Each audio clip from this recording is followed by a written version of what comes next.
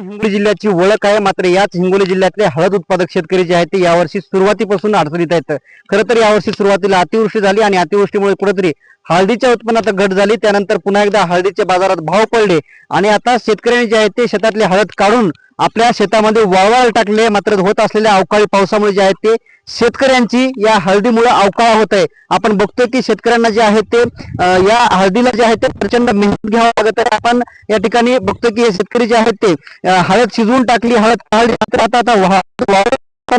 अचानक वादळी वारा येतोय, पाऊस येतोय आणि याच पावसामुळे परत परत हळद जी आहे ते भिजत आहे. खरं तर हे भिजत असलेल्या हळदीचा भुर्दंड जे आहे ते या शेतकऱ्यांना बसत आहे. आपल्या सोबत हळद उत्पादक शेतकरी आहेत, आपण त्यांच्याशी जाणून घेऊयात की नेमक्या समस्या काय आहेत अवकाळी पावसामुळे. काय साहेब, एक तर निसर्गानं साथ दिली नाही, त्याच्यानंतर हळद रात्री भिजली, लेबर भेटत नाही आणि या युद्धामुळे जे आज जे हळद जे 16,000 विकणारी आहे ती आज 12 ते 13,000 विकायलेली आहे.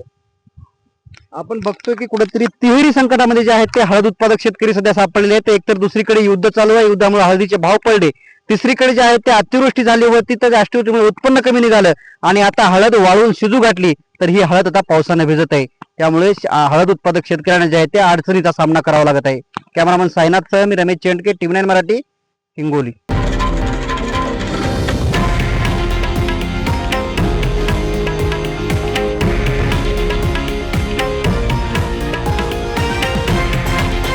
हे आहे देशातील नंबर 1 न्यूज नेटवर्क आणि आपण पाहत आहात TV9 मराठी, एकमेव.